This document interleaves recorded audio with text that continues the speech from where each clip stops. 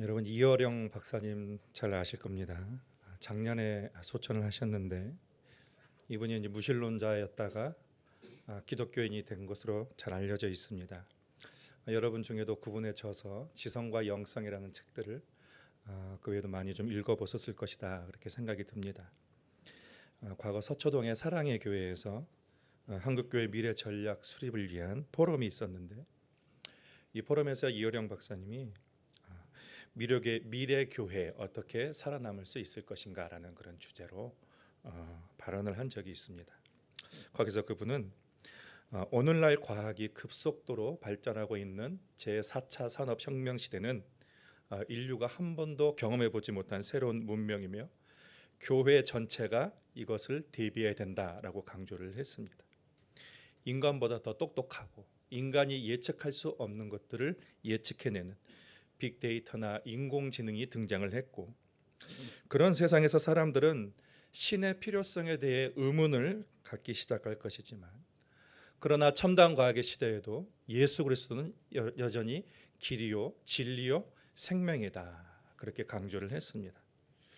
그는 또 인공지능이 범접하지 못한 영역이 예술과 종교의 영성이고, 미래사의 종교의 존재 이유는 AI와 인간 사이의 빈 공간을 영성으로 채우는 데 있다.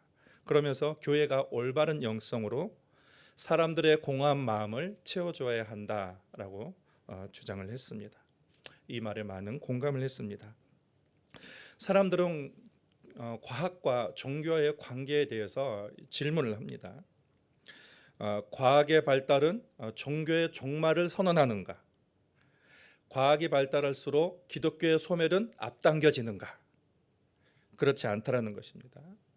인간은 영적인 존재이며 과학은 영적인 영역을 다룰 수가 없습니다. 과학이 발달할수록 인간은 더 과학을 찾게 되고 과학을 의존하게 될 것이므로 영적인 공허함은 더욱더 극대화될 것입니다. 과학이 모든 것을 해결해 줄 것 같은 그러한 시대이지만 인간의 영적인 결핍과 공허함은 과학이 해결해 줄 수 없으며 오늘날 하나님은 교회에 그 사명을 맡겨 놓았습니다. 과학의 시대라는 말과 어울리지 않게 오늘날 영성의 시대라고도 합니다. 과학이 발달할수록 영성이 강조되고 또 그 영성을 추구하는 그런 경향이 높아질 것이다 라고 얘기를 합니다. 근데 문제는 어떤 영성을 추구할까? 그것이 문제입니다. 영적인 그런 영성의 스펙트럼은 굉장히 방대하고 넓습니다. 세상의 모든 종교와 문화와 예술에는 각자의 영성이 있습니다. 그런 영성들 중에는 세속적인 것들도 있고 또 쾌락을 추구하는 영성도 있습니다. 사람을 선동하고 사람을 오히려 자유를 주는 것이 아니라 사람을 종으로 만들고 노예를 만드는 것도 있습니다. 또 사람을 종교의 노예로 만들기도 합니다. 그릇된 영성은 인간을 거짓에 사로잡히게 합니다. 인간의 인간성을 파괴시키고 파멸시킵니다. 건강하고 바른 영성이 인간의 인간성을 회복할 수가 있습니다.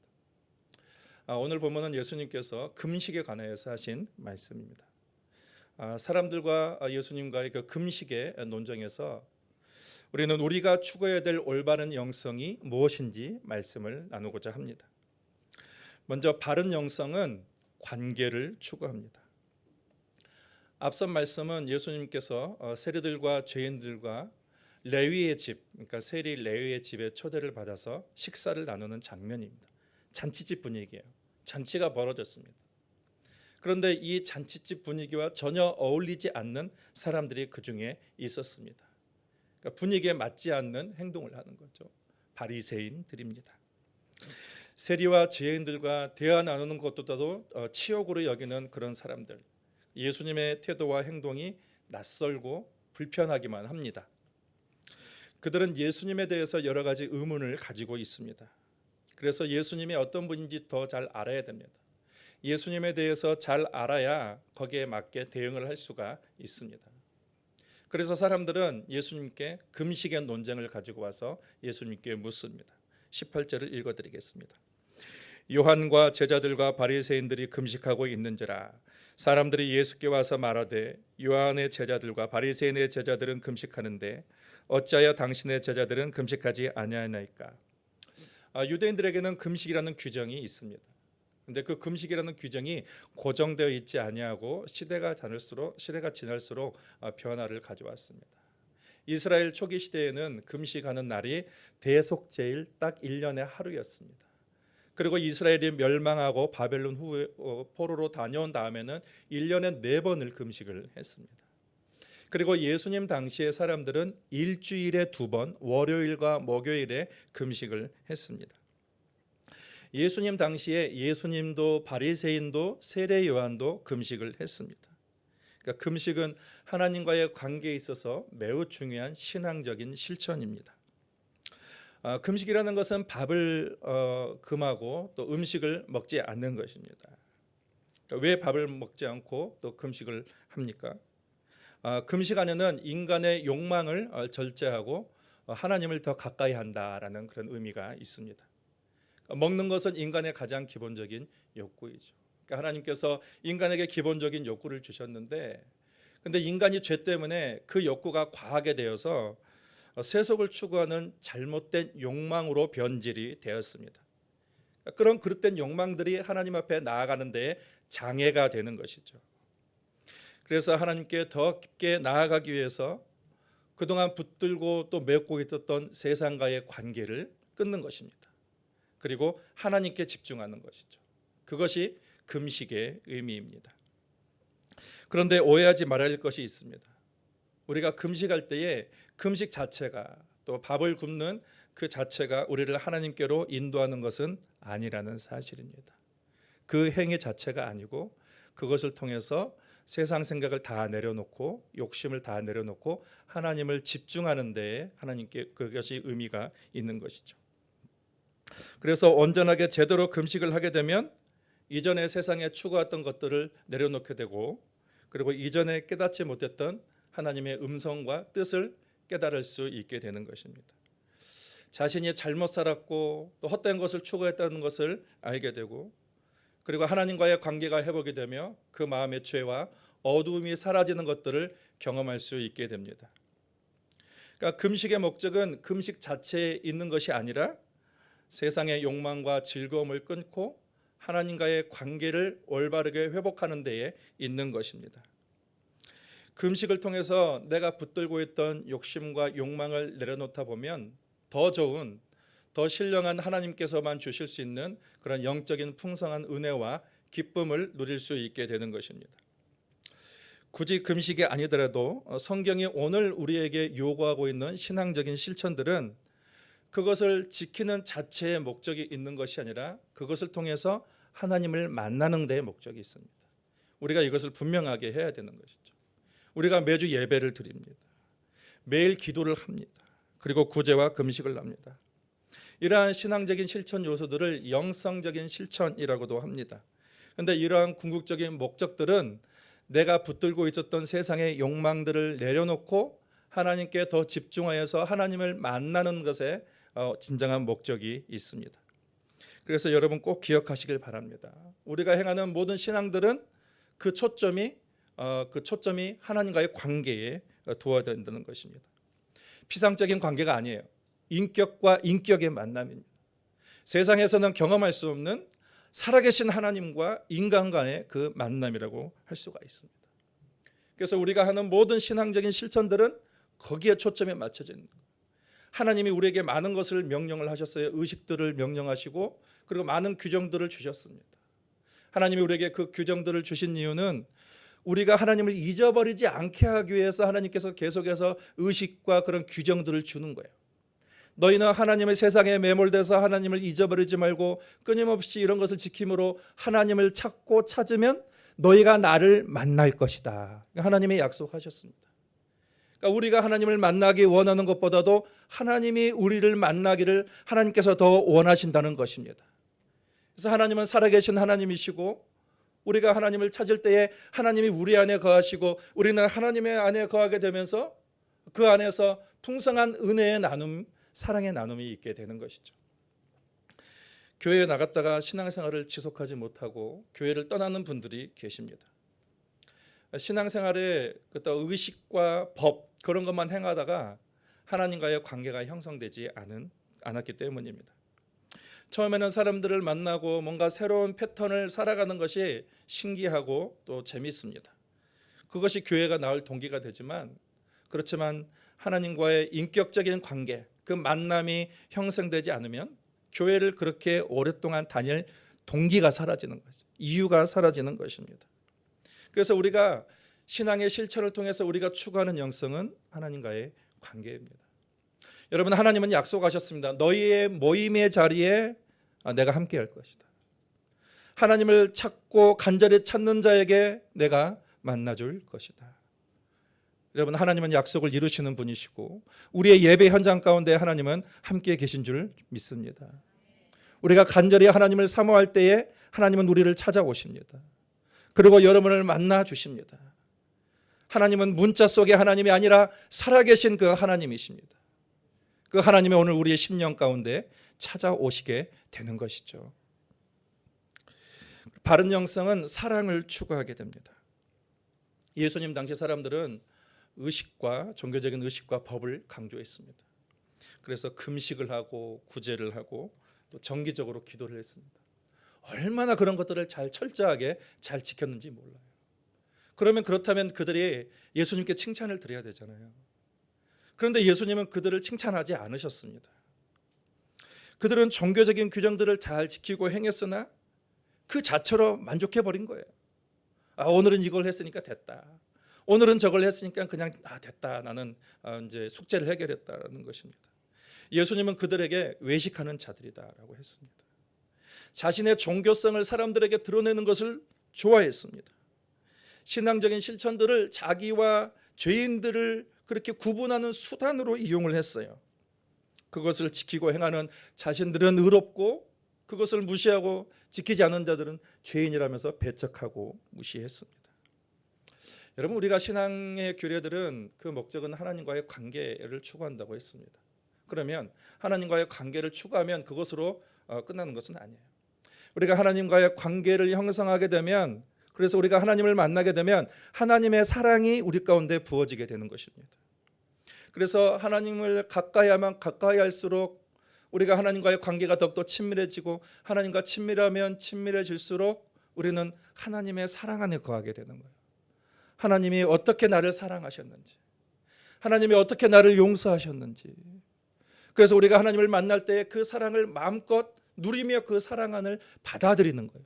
그리고 진정한 영성의 방향은 사랑을 향해서 나아가는 것이 참된 영성의 방향인 것입니다.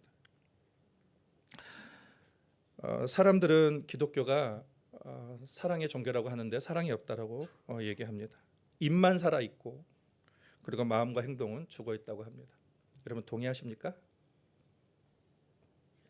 저는 반은 동의하고 반은 동의하지 않습니다. 여러분, 그리스도인들은 서툴어요. 완전하지 않습니다.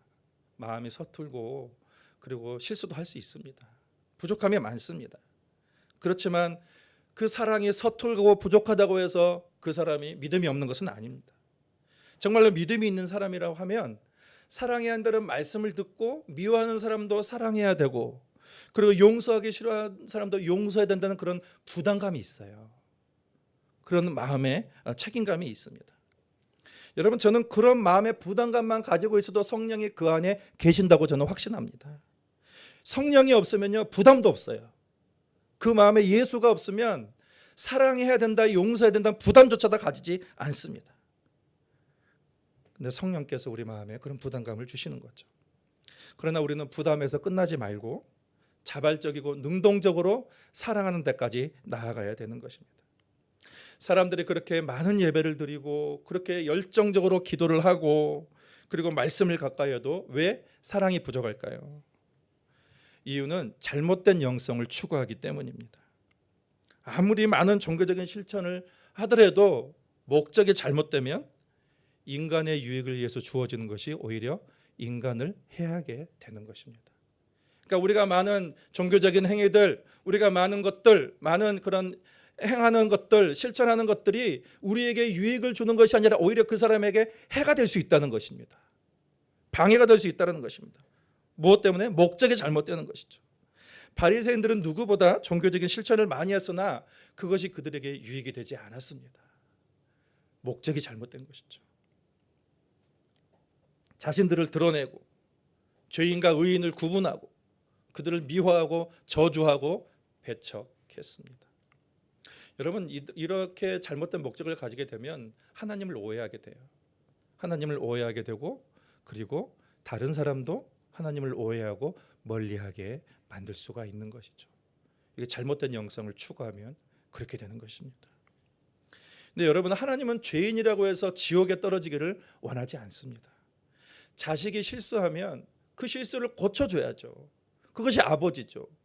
자식이 잘못하면 그 잘못한 것을 제대로 바꿔주고 교정시켜주는 것이 참된 아버지죠.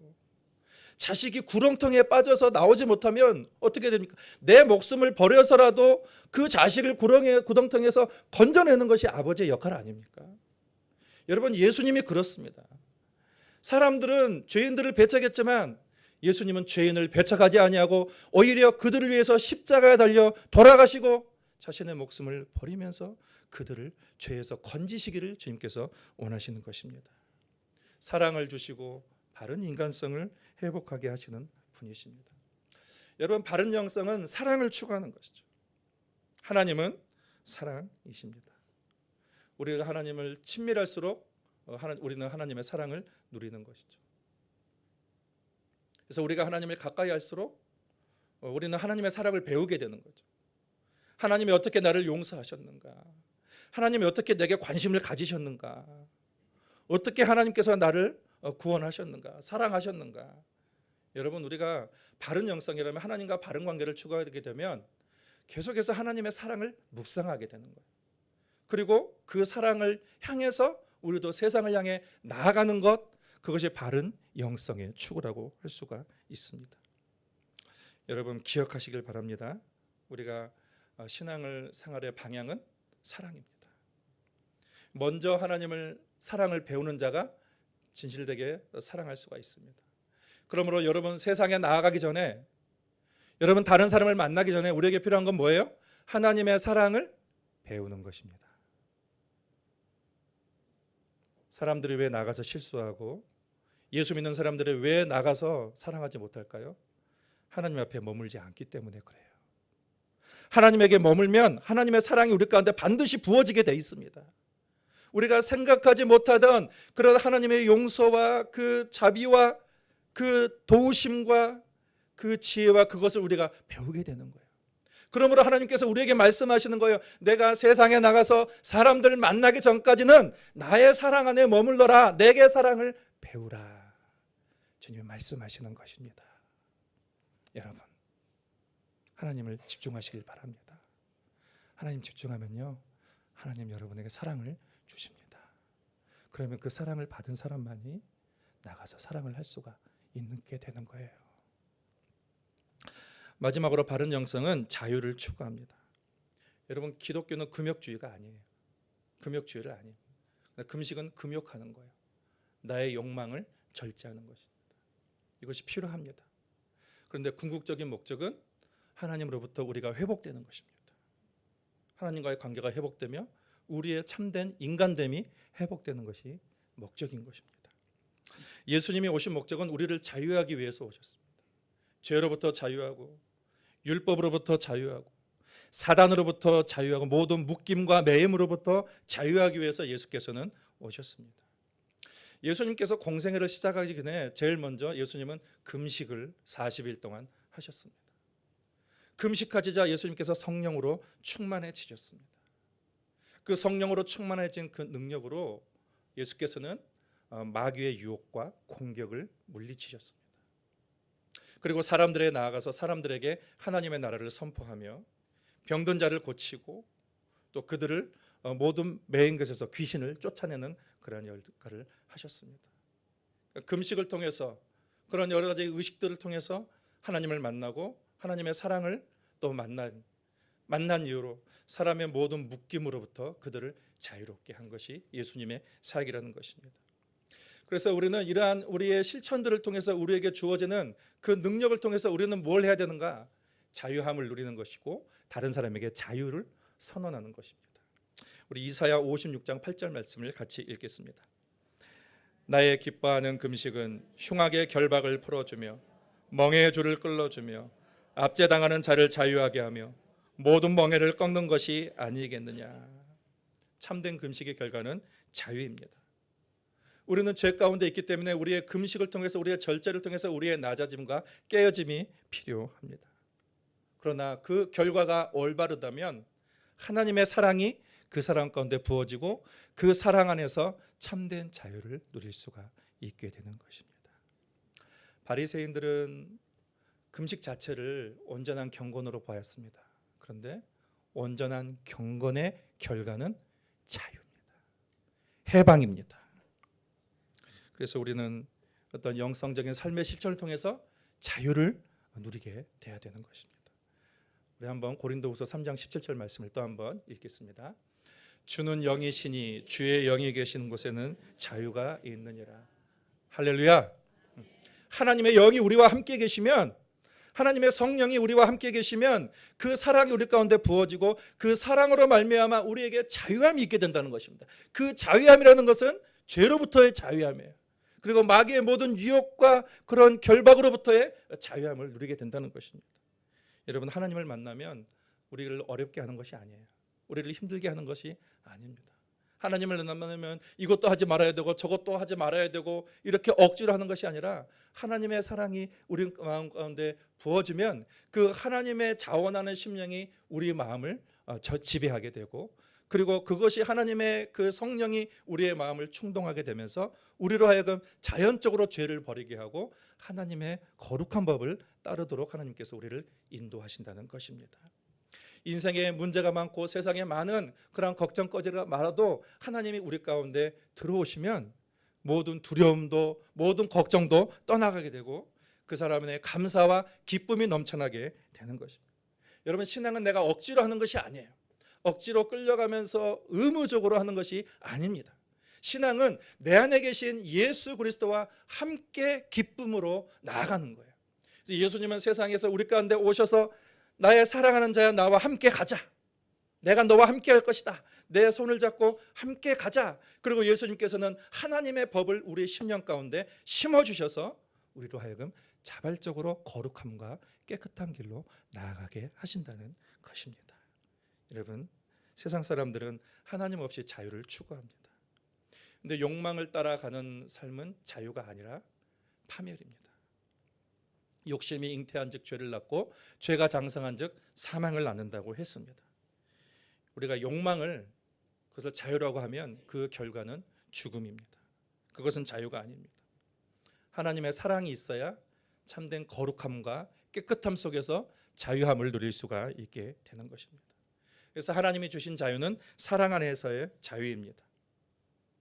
그래서 하나님이 우리를 사랑하신다는 그 사실이 우리의 모든 결박으로부터 자유하게 하고 해방하게 하는 것입니다.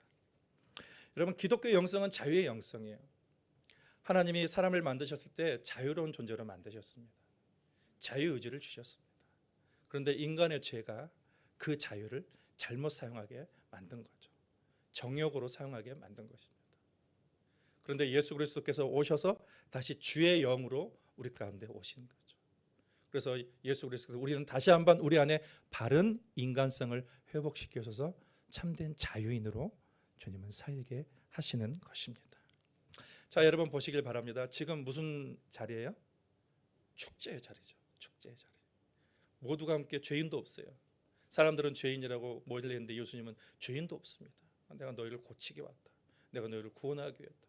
구분하지 않고 모든 사람들과 함께 잔치를, 축제를, 파티를 즐기고 있는데 분위기 파악을 못하는 사람들이 있습니다. 바리새인들입니다. 여러분, 교회는 어느 곳이냐? 교회는 잔치하는 곳이에요. 교회는 축제가 이루어지는 곳입니다. 그래서 어떤 목사님이 이제 교회를 개척하려고, 어떤 목사님이 이제 잘 목회를 잘하시는 그 목사님에게 찾아가서 목사님 어떻게 하면 목회를 잘할 수 있습니까? 라고 했더니 뭐 여러 목사님은 뭐 말씀 중심으로 해야지 예배 중심으로 해야지 그랬는데 그 목사님이 그 연륜이 많으신 그 목사님 교회가 축제가 돼야 된다. 교회에 막 마음껏 사람들이 기뻐하고 만족해하고 그런 축제가 돼야 된다. 그때 이제 그 목사님의 마음에 꽂혔다고 합니다. 여러분 그렇습니다. 우리는 우리의 예배는 축제가 되어야 되는 거예요. 왜 축제가 돼요? 하나님이 우리를 자유케 하시는 거예요. 하나님이 우리를 해방시키시고 하나님의 사랑이 우리 가운데 계시기 때문에 교회는 축제가 돼야 되는 것입니다. 그러니까 우리의 인생도 하나님은 축제가 되기를 원하시는 것입니다. 신앙의 행위 자체가 중요한 것이 아니라 그것을 통해서 무엇을 추구하는가가 참 중요합니다. 마지막으로 21절과 22절을 읽어드리겠습니다. 생배 조각을 낡은 옷에 붙이는 자가 없나니 만일 그렇게 하면 기운 새 것이 낡은 그것을 당기어 헤어짐이 더하게 되느니라. 새 포도주를 낡은 가죽 부대에 넣는 자가 없나니 만일 그렇게 하면 새 포도주가 부대를 터뜨려 포도주의 부대를 버리게 되느니라. 오직 새 포도주는 새 부대에 넣느니라 하시니라. 여러분 율법주의 안에는 이러한 관계와 사랑과 자유를 담을 수가 없어요. 율법주의는 정죄하고 그리고 사람들을 자유를 제한하고 억압하고 그렇게 되고 새로운 틀로 바뀌어야 되는 것입니다. 우리가 추구하는 영성, 우리가 추구하는 그런 신앙은 관계입니다. 하나님과의 관계입니다. 그래서 우리는 항상 예배를 드릴수록 또 종교적인 실천을 할수록 하나님을 더 가까이 해야 되는 것이죠. 하나님을 더 가까이 하게 되면 하나님의 사랑을 더 많이 배우게 되는 것이죠. 하나님의 사랑은 우리가 측량할 수가 없습니다. 그래서 하나님을 가까이 할수록 그 사랑을 배우게 되는 거죠. 근데 그 사랑이 우리 가운데 오면 어떻게 돼요? 우리는 모든 묶임과 매임으로부터 자유하게 되는 것입니다. 예수 그리스도께서 육체를 자유하게 하시고 그리고 그 영혼을 자유하게 하시고 그 인생을 자유했다는 것처럼 그래서 그 자유함을 통해서 인생이 축제가 되게 하시는 것이 우리를 향한 주님의 뜻입니다. 여러분 말씀을 잘 기억하셔서 여러분 관계, 영성 그리고 사랑의 영성, 자유의 영성 가운데 축제의 삶을 보내는 우리 모두가 될 수 있기를 바랍니다. 하나님 아버지, 주님은 우리를 죄 가운데서 구원하시기 위해서 우리를 죄의 나라 버리지 아니하고 우리를 친히 구원하시기 위해서 친히 악의 구렁텅이로 주님께서 우리를 찾아오시고 우리를 위해서 생명을 주시고 주님 우리와 하나님과의 그 막힌 담을 십자가로 허물으시고 하나님과 우리와 하나가 되게 하셨습니다. 아버지 하나님, 주님은 오늘도 우리를 찾아오시는 그 하나님이신 줄 주여 믿습니다. 우리 성도들 아버지 하나님 참으로 세상의 욕망에 저들이 빠지지 않게 하여 주시옵시고 하나님과의 그 관계에 집중할 수 있도록 하나님 성령으로 충만케 하여 주시옵소서. 하나님을 찾을 때에 하나님은 그들을 만나 주신다고 약속하셨으니 그 약속을 우리가 신뢰하며 이 시간 주여 기도합니다. 주님께 집중하며 주님을 사모하는 심령을 주님께서 만나 주시고 주님 그 심령을 주님께서 만족시켜 주시옵소서. 하나님을 바라볼 때에 하나님의 사랑이 부어지게 하여 주시옵소서. 하나님의 용서와 하나님의 자비와 하나님의 그 섬세하신 그 사랑과 또 우리를 자유케 하시는 그 능력을 주님 경험하게 하여 주셔서 우리의 삶이 파티하는 삶, 그리스도 예수와 더불어 축제의 삶을 살아가는 우리 성도의 삶이 되도록 인도하여 주옵소서. 예수님의 이름으로 기도하옵나이다. 아멘.